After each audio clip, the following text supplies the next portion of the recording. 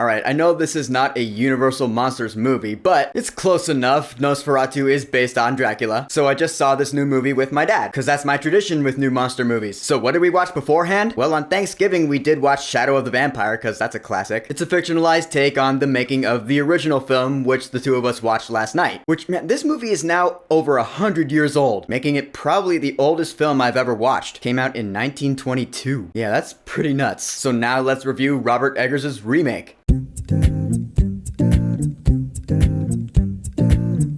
Nosferatu. So yeah, this is the newest remake of Nosferatu, which, in case you don't know the story, the original movie's director, F.W. Murnau, he wanted to make Dracula initially, but he was refused the rights, so he basically just made the movie anyway, just changed all the characters' names. And that's how Nosferatu happened. So yeah, the story is pretty much the same as Dracula. The mysterious Count Orlok has purchased a new home in Wisburg, Germany in 1838, so Thomas Hutter goes over to his castle to close the deal with him, and then pretty evil things start happening from there. There's a plague, and Thomas Hutter's family is in trouble. His wife, his brother, and his brother's wife. It's quite a scary situation. And if you've seen any other movie that is directed by Robert Eggers, then you know exactly what you're in for with this one. Although I do believe this is his very first remake. Quite fitting of his style though. Like, I can see why he did Nosferatu and not Dracula, because Dracula is licensed under Universal. They want to maintain their image when it comes to their classic Universal monsters. Nosferatu gave Eggers more freedom to be himself and put more of his style into the story. I just think that's really neat. Now, Thomas Hutter, I would say, is the main character in this whole thing. He's played here by Nicholas Hoult. We all know he's an awesome actor, and he really does show it in this movie. I mean, not only is it great to hear his authentic British accent again, but the way he acts around each of the other characters is different. And by that, I mean he's terrified around all of them, but in different ways. When he's around Count Orlok, he's hyperventilating. You definitely see the fear there. But when he's with his wife, Ellen, he's trying to be there for her and comfort her, but you can tell he's still scared of this evil force. So it's like he's scared to show his fear. It's all in the acting, my friends, and Nicholas Hoult certainly delivers here. Like, I think he deserves an award. Maybe not necessarily for this movie, but for something. And Lily Rose Depp plays his wife Ellen. Now with her character is also really prominent in this movie, and she has a lot of dialogue and monologues even. Sometimes I felt she was overacting a little bit, to the point, and I hate to say this, but of being just a little bit hammy for my taste. Like, there was one point where she was talking with Anna, played by Emma Corrin, and she was like, "I feel like fate is calling to me, like destiny," or something like that. I actually had to stifle a chuckle. I'm not even lying. I know, I get what they were going for in this movie. It is a period piece after all. And in other scenes, she was really good. I'm just professing my opinion here that I thought she overdid it a couple of times. Now, Willem Dafoe was in this movie, which, yeah, of course, you see the irony, because he was the vampire Max Schreck in Shadow of the Vampire. I love that. That's funny. But he's also in a lot of Robert Eggers' movies, so yeah, that's why he's in this one. But he's great. He plays Professor Von Franz. He's like the one who knows about this area of whatever the hell is going on in this movie. And I'll tell you what his performance in this movie in particular did for me. It actually helped me to realize, yeah, he's probably one of the best actors working today right now. I do apologize that it took me this long to finally realize that, because he was awesome in this one. You take him completely seriously, although seeing him with a beard and mustache did take me some getting used to, plus his fake British accent. But nah, man, he gives it his all. He's totally dedicated to his craft, to his acting. You gotta respect that. And now touching on our title character here. Count Orlok, Nosferatu, is played by Bill Skarsgård.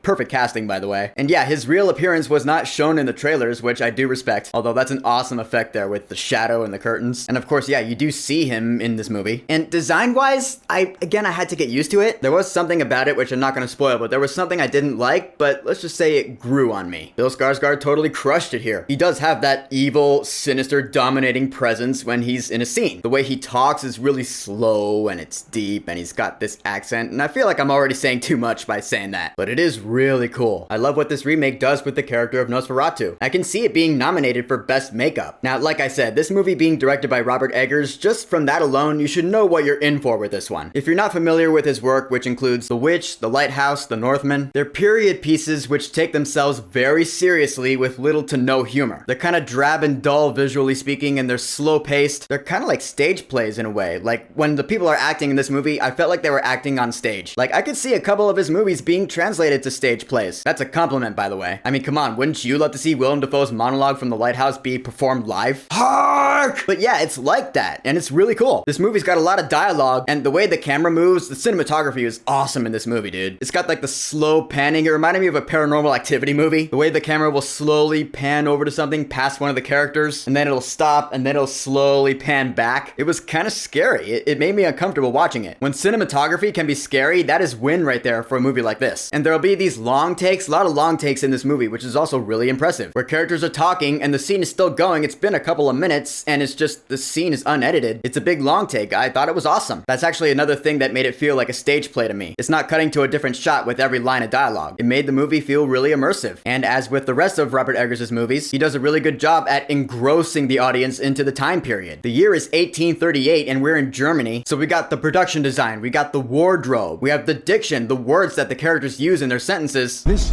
creature is a force more powerful than evil. The way they speak, you can tell this is Eggers' wheelhouse. This is his passion. This is what he likes to do. These are the kinds of movies he likes to make. That's what I'm trying to say. He's not about to direct a Marvel movie, although that'd be kind of cool to see, not gonna lie. So yeah, at this point, he has this kind of filmmaking down to a science, since he's done it so many times now. He's really good at it. The tone and atmosphere of this movie is very serious. There may be one or two chuckle moments in the entire movie. Other than that, I was pretty stone-faced throughout. And in that, I will say that for the movie it is kind of a slow burn. It's not that slow, comparatively speaking to other slow movies that I've seen, but there were a couple of points where I was like, okay, this is dragging on a little bit. I was leaning back and I was doing this a couple of times, but you know, again, that is to be expected with one of Eggers' movies. They're all like that for the most part. But then Orlok will show up again, you'll be like, all right, now we're back in it. And yeah, there's some imagery in this movie that is pretty fucked up. It's not as bad as The Northman, like that shit I do remember, but still, and that's another thing with Eggers' movies. They do get really violent at times, and it always just comes out of nowhere. It happens and you're like, oh, you're taken aback because you weren't expecting it. And some of the imagery in this movie, like, it's beautiful in a macabre kind of way. It's what you'd expect from a movie like this. Like, yeah, that scene you saw in the trailer of the shadow of his hand creeping over the city, that was really cool to see on the big screen. And the score. The score was awesome in this movie. It's very orchestral. It's probably one of my favorite things about it. I can't even describe it. It has like a classic Hollywood feel, but with a dark and gothic twist, if I can say it like that. Are you getting what I'm trying to say? No? Well, that's what I got. It's really good. I'd listen to it again if someone asked me to. So in the end, Nosferatu, like I said, is exactly what you expect. It's really dark, it's really serious, it's kind of slow, but not too slow. You gotta know yourself. If you're into these kind of movies, then you'll like this one. If you're not, then you won't. It's as simple as that. I, for one, enjoyed it. I don't feel the urge to watch it again right away, but it's certainly the best Dracula movie I've seen in a very long time, without it actually being Dracula. For Nosferatu, I will say, go see this movie while it's in theaters. That is, if you are of age, of course. This is rated R after all, as it deserves to be. So, Nosferatu, the new one. Have you seen it yet? What are your thoughts on it? And what is your favorite iteration of Nosferatu so far? No, not Dracula, Nosferatu specifically. Whatever you think, go ahead and leave a comment.